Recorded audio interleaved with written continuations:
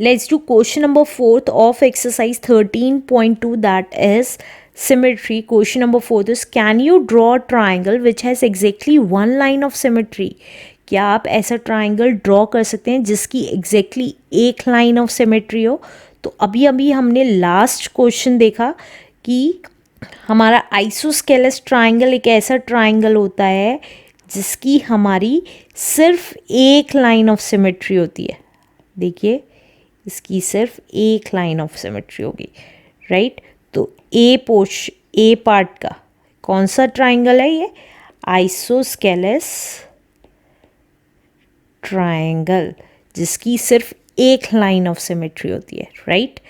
Next part में कह रहा है exactly two lines of symmetry. अगर आप राइट एंगल ट्राइंगल देखें या इक्विलेटरल ट्राइंगल देखें, राइट एंगल में हम इसके लिए प्लीज़ क्वेश्चन नंबर 2 ज़रूर देखें. देखिए अगर हम राइट एंगल ट्राइंगल देखेंगे तो इसमें सिर्फ एक लाइन ऑफ सिमेट्री बनेगी, वो भी ये वाली. इसी तरीके से हम अगर इक्विलेटरल ट्राइंगल देखेंगे तो हमारी लाइन ऑफ सिमेट्री जो बनेंगी वो होंगी, देखिए, एक तो ये वाली लाइन ऑफ सिमेट्री होगी इक्विलेटरल ट्राइंगल के केस में, एक ये वाली लाइन ऑफ सिमेट्री होगी और एक ये वाली लाइन ऑफ सिमेट्री होगी. 3 लाइन ऑफ सिमेट्री होगी इक्विलेटरल ट्राइंगल के केस में. और अगर स्केलीन ट्राइंगल है जिसकी एक भी साइड मैच नहीं करती है तो उसमें कोई लाइन ऑफ सिमेट्री नहीं होगी. लेकिन क्वेश्चन में हमें 2 लाइन ऑफ सिमेट्री कह रहा है, एग्जैक्टली 2 लाइन. तो ऐसा कोई भी ट्राइंगल नहीं है जिसकी 2 लाइन ऑफ सिमेट्री हो. तो बी पार्ट का आंसर है no, there is no such triangle having exactly two lines of symmetry. जिसकी 2 लाइन्स ऑफ सिमेट्री हो, ऐसा कोई भी ट्राइंगल नहीं है. Answer. Let's do third part now. अब थर्ड पार्ट देखिए, थर्ड पार्ट में कह रहा है एग्जैक्टली 3 लाइन्स ऑफ सिमेट्री. अभी अभी हमने देखा इक्विलेटरल ट्राइंगल में एग्जैक्टली 3 लाइन्स ऑफ सिमेट्री होता है. तो हम यहाँ लिख सकते हैं सी पार्ट का आंसर है इक्विलेटरल ट्राइंगल जिसमें एग्जैक्टली 3 लाइन्स ऑफ सिमेट्री होती है. इस देखिए ये आ गया एग्जैक्टली इक्विलेटरल ट्राइंगल जिसकी 3 लाइन्स ऑफ सिमेट्री होती हैं. Let's do last part, no lines of symmetry. ऐसा कौन सा ट्राइंगल होता है जिसकी कोई भी लाइन ऑफ सिमेट्री नहीं होती? अभी अभी मैंने आपको बताया था सिर्फ एक स्केलीन ट्राइंगल होता है जिसमें कोई लाइन्स ऑफ सिमेट्री नहीं होती है. तो डी पार्ट का आंसर क्या आ गया? स्केलीन ट्राइंगल जिसकी कोई लाइंस ऑफ सिमेट्री नहीं होती. तो देखिए बना के दिखा देती हूँ. अब अगर आप देखेंगे लाइंस ऑफ सिमेट्री का केस, तो ये लाइंस ऑफ सिमेट्री ये लाइन ऑफ सिमेट्री नहीं बन सकती. इसी तरीके से ये लाइन सिमेट्री नहीं बन सकती क्योंकि दोनों पोर्शन आइडेंटिकल नहीं है. इसी तरीके से ये लाइन ऑफ सिमेट्री नहीं बन सकती, राइट. तो स्केलीन ट्राइंगल एक ऐसा ट्राइंगल होता है जिसकी कोई भी साइड इक्वल नहीं होती है, जिसकी वजह से एक भी लाइन ऑफ सिमेट्री उसमें नहीं होती है. Answer. Let's do question number 5 of exercise 13.2, that is symmetry. Question number 5 is on a square paper sketch the following. हमें स्क्वायर पेपर लेना है और स्केच करना है a triangle with the horizontal line of symmetry but no vertical line of symmetry. ऐसा triangle जिसमें horizontal line कैसे होती है? देखिए ऐसे होती है हॉरिजॉन्टल लाइन. ये हॉरिजॉन्टल लाइन ऑफ सिमेट्री हो लेकिन वर्टिकल लाइन ऑफ सिमेट्री ना हो.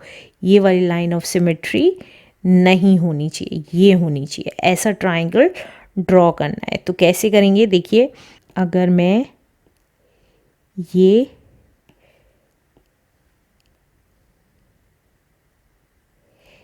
देखिए अब ये क्या बन गया? रेड वाला एक ट्राइंगल बन गया जिसकी ये वाली लाइन ऑफ सिमेट्री है लेकिन कोई वर्टिकल लाइन ऑफ सिमेट्री नहीं है। तो ये क्या हो गया हमारे ए पार्ट का आंसर, राइट। अब नेक्स्ट पार्ट में क्या कह रहा है, अ coordinator with both horizontal and vertical line of symmetry. ऐसा कोऑर्डिनेटर ड्रॉ करना है जिसमें वर्टिकल और हॉरिजॉन्टल दोनों लाइन ऑफ सिमेट्री हों।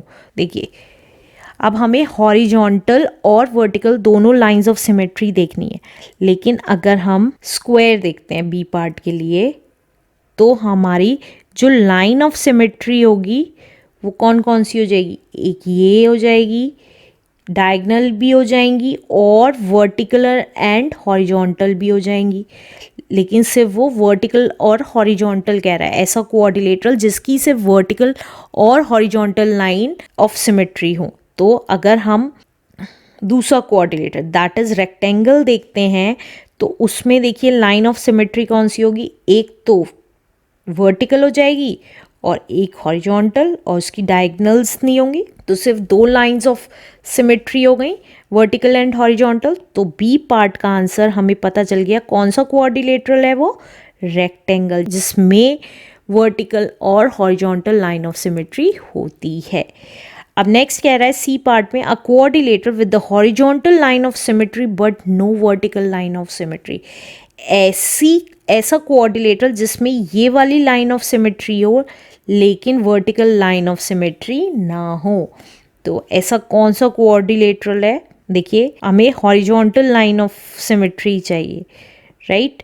हमें रेक्टेंगल और स्क्वायर का पता चल गया है कि जिसमें हॉरिजॉन्टल और वर्टिकल तो होती हैं, स्क्वायर में ज़्यादा होती हैं, रेक्टेंगल में हॉरिजॉन्टल एंड वर्टिकल होती हैं। लेकिन सी पार्ट के लिए अगर हम देखें पैरेललोग्राम, तो देखिए पैरेललोग्राम भी हमारा एक कोऑर्डिनेटर है और हमें हॉरिजॉन्टल लाइन चाहिए। तो अगर हम हॉरिजॉन्टल लाइन देखें तो line horizontal line of symmetry खींचेंगे तो ये पोर्शन इसके आइडेंटिकल नहीं है, तो इसका मतलब ये तो हो नहीं सकता पैरेललोग्राम नहीं हो सकता, तो हमारा रोम्बस भी नहीं हो सकता। अब नेक्स्ट कौन सा आता है, हमारा एक और कोऑर्डिनेटर होता है दैट इज काइट।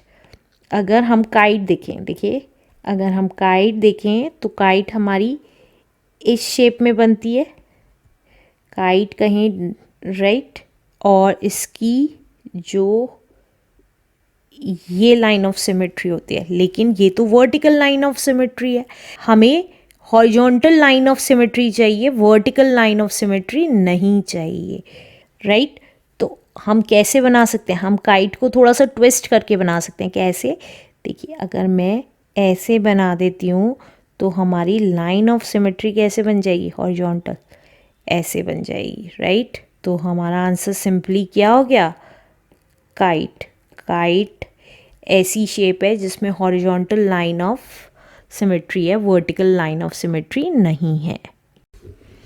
अब नेक्स्ट देखिए, नेक्स्ट में क्या कह रहा है, a hexagon with exactly 2 lines of symmetry. ऐसा हेक्सागन बनाना है जिसमें एग्जैक्टली 2 लाइंस ऑफ सिमेट्री हो। तो चलिए हेक्सागन बना लेते हैं अपना। तो डी पार्ट के लिए हेक्सागन बनाना है। देखिए ये एक हेक्सागन है, अब इसमें 2 एग्जैक्टली लाइन ऑफ सिमेट्री बनेगी या ज़्यादा लाइन ऑफ सिमेट्री होंगी, ये देखते हैं। 2 टाइप के हेक्सागन होते हैं, एक ये और एक और बना लेते हैं। देखिए ये दोनों हेक्सागन है और इसमें लाइन ऑफ सिमेट्री, इस केस में सारी लाइंस इक्वल है हेक्सागन की, और इस केस में ये लाइन इसकी इक्वल है लेकिन औरों की इक्वल नहीं है। तो ये दोनों हेक्सागन है, क्यों, क्योंकि इसकी 6 साइड्स है, हेक्सागन मीन्स 6 साइड्स। अब इसमें अगर लाइन ऑफ सिमेट्री देखी जाए तो इसमें ये लाइन ऑफ सिमेट्री बन सकती है और ये लाइन ऑफ सिमेट्री बन सकती है, दैट्स इट।